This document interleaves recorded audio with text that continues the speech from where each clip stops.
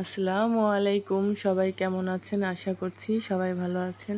এই সুস্বাদু আমের আচার আপনারাও খুব সহজেই বানিয়ে ফেলতে পারেন। চলুন তাহলে শুরু করা যাক। এই তো প্রথমেই আমি এইভাবে আমগুলো টুকরো করে নিয়েছি। তারপর সরিষা, হলুদ, মরিচের গুঁড়া দিয়ে রোদে 2 দিন শুকিয়েছি। তাহলে আচারটা খেতে ভালো হবে। প্রথমে একটি কড়াইতে 1.5 কাপ তেল দিয়ে দিলাম, সরিষার তেল। এরপর তেলটা গরম হয়ে গেলে শুকনা মরিচ, একটু পাঁচফোড়ন এগুলো তেলে দিয়ে দিলাম। এরপর কিছুটা আদা ভাঙা রসুন দিয়ে দিলাম। রসুনটা কিছুক্ষণ ভেজে নেব সুন্দর একটা সুঘ্রাণ ছড়ানোর জন্য।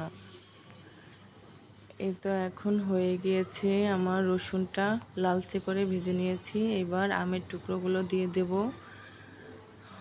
দিয়ে ভালোভাবে নাড়তে হবে যেন নিচে পুড়ে না যায়। এখন 1.5 কাপ চিনি দিয়ে দেব। আমার স্বাদ অনুযায়ী আমি চিনি দিয়েছি, আপনাদের স্বাদ অনুযায়ী আপনারা চিনি দিয়ে দেবেন। কে কতটুকু মিষ্টি খান ওই অনুযায়ী অ্যাড করে দেবেন। এই তো দেখুন চিনি আস্তে আস্তে গলে যাচ্ছে, এখন অনেকটাই পানি উঠবে। এই তো দেখুন চিনিটা গলে অনেক পানি উঠেছে। এই পানিটা আমি জাল দিয়ে নাড়াচাড়া করতে করতে কমিয়ে নেব। এখন কিছুটা পাঁচফোড়নের গুঁড়ো অ্যাড করে দেব।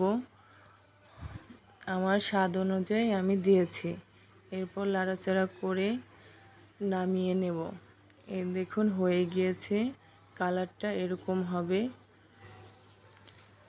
আপনারাও খুব সহজে অল্প উপকরণে বানিয়ে নিতে পারেন এই সুস্বাদু আমের আচার। আশা করি ভিডিওটি সবার ভালো লাগবে। সবাই ভালো থাকবেন, সুস্থ থাকবেন। আল্লাহ হাফেজ।